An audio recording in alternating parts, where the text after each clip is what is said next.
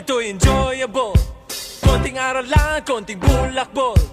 Dito nang lahat madaldal at bulol. Dito na nga School Bukol. Yes, School Bukol. Yes, School Bukol. Ma, nasaan po yung radyo? Bakit ba anak? Ano ba ang gagawin mo sa radyo? Ay, mama naman. O, syempre, makikinig ako. Ano, hanapin ko po ba yung radyo para manood? Syempre po, makikinig. Aba, sumasagot ka na. O siya, hanapin mo dyan. Gamitin mo yung malaki mong mata para mahanap mo yung inahanap mo. Huwag yung bibig mo. Ayun, nandito lang pala yung radyo, ma. Mabuksan nga ito. Bagong variant ng COVID-19 nakapasok na sa ating bansa. Lahat ng may init na balita ay hatid sa inyo ng Radyo Express Balita. Hala, nakakatakot naman pala. Si Papa na lang makikinig nito mamaya. Ililipat ko na lang muna. Free socks.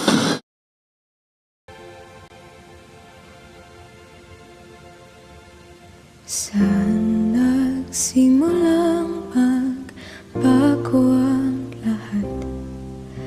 Kailan nung ako'y di na naging sapat?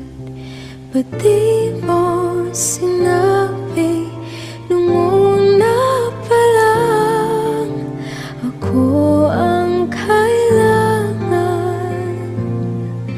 pero di ang mahal?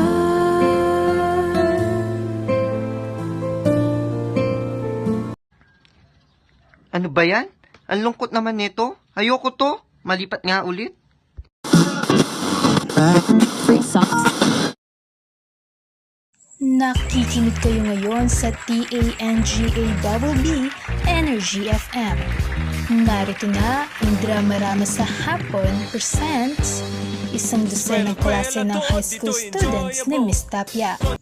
Ang nakaraan sa isang dosenang klase ng high school students ni Miss Tapia. Kasalukuyang magulo ang klase ni Miss Tapia. Kung gaano kalaki ang salamin nito sa mata, ay ganun din kalaki ang problema niya sa kanyang mga estudyante.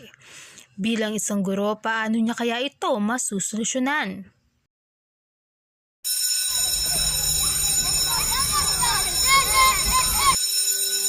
Magandang hapon, mga anak. Magandang hapon din po sa inyo, aming guro. Sige mga anak, maaari ba tayong tumahimik at ating nang umpisahan ng araw na ito sa isang panalangin? Sige Arvin, maaari mo ba itong pangunahan anak? Sige po, tayo po ay yumuko at manalangin. Panginoon, maraming salamat po sa araw na ito at sa lahat po ng biyaya na patuloy po naming natatanggap. Gabayan niyo po kami at protektahan niyo po ang aming pamilya. Humihingi rin po kami ng kapatawaran sa aming pagkakasala, sadyaman po o hindi. Ang lahat ng ito ay amin pong dinadalangin sa pangalan ni Jesus. Amen. Maraming salamat Arvin. Ngayon naman anak, Princess, bilang tagapagtala ng mga lumiban, maaari mo bang isulat sa isang kapirasong papel ang mga kaklase mong lumiban sa klase ngayong araw na ito? At huwag mong kalilimutang ibigay ito sa akin bago tayo magtapos, okay? Sige po, Binibining Tapia. Maraming salamat, anak. At bago natin simulan ang ating talakayan, maaari nyo bang pulutin ang kalat sa ilalim ng inyong mga upuan at ilinya ninyo ng maayos ang inyong mga silya, mga anak? Sige po, Binibini. Alam nyo ba mga anak na importante na malinis ang ating kapaligiran kapag tayo ay nag-aaral? Sapagkat nakatutulong ito upang makapag-isip tayo ng maayos at komportable. At sinasabi rin na refleksyon ito ng inyong pagkatao. At naniniwala ako na hindi naman parang basura ang inyong pagkatao, hindi ba?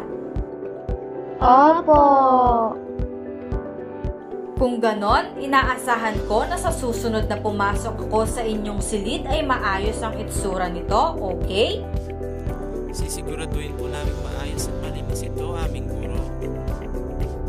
O sige mga anak, tara na't magsimula na tayo sa ating talakayan. handa na ba kayo? Kung handa na kayo, sabay-sabay nga tayong pumalakpak. Mga anak, may mga inihanda akong mga iilang larawan na siyang magbubukas sa ating aralin. Ano kaya ang larawan sa pisara, mga anak? Magtaas lamang kayo ng inyong mga kamay upang sumagot. Sige, Daisy. Ikaw, anak, ano sa tingin mo? Sa tingin ko po, Binibini, isa po itong kwintas. Mahusay, Daisy. Mga anak, palakpakan natin si Daisy.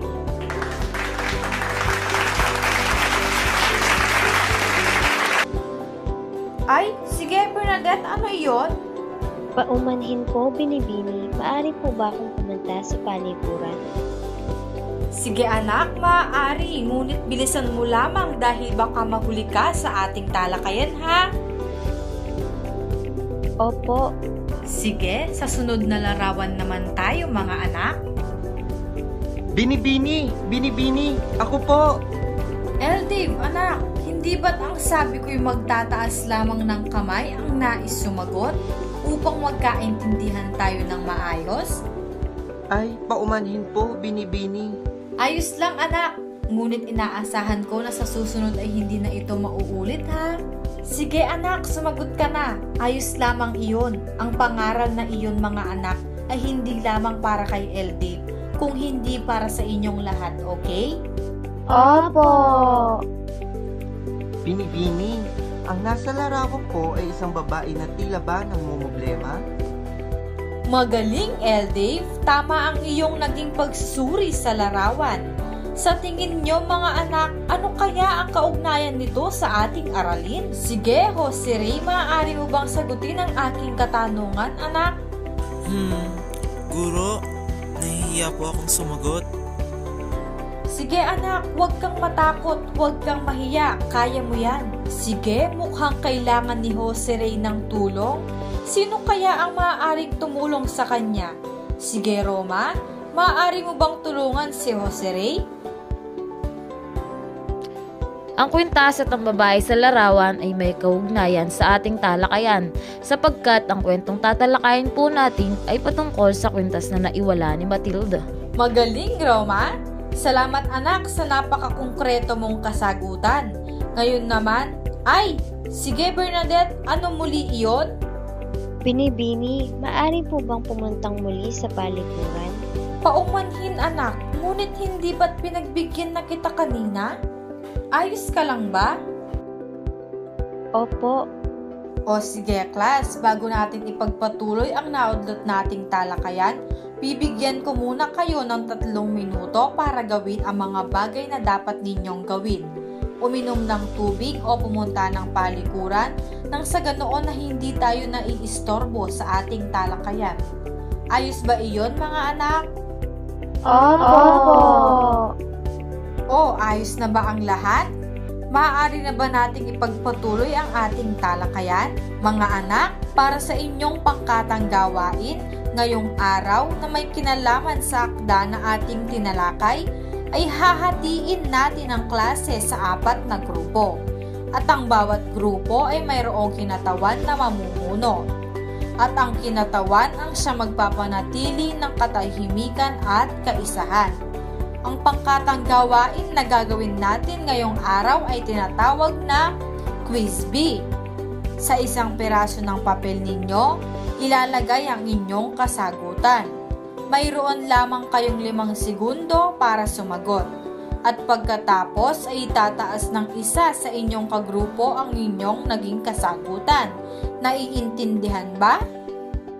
May tatawid naman kaya ni Binibining Tapia ng maayos ang kanilang gawain? Abangan ang susunod na kwento dito lamang sa Drama Rama sa Hapon Presents, isang dosenang klase ng high school students ni Miss Tapia. Hala, itong anak kong si Aaron, nakatulog na. Naiwan pang bukas ang radyo. Mapatay nga.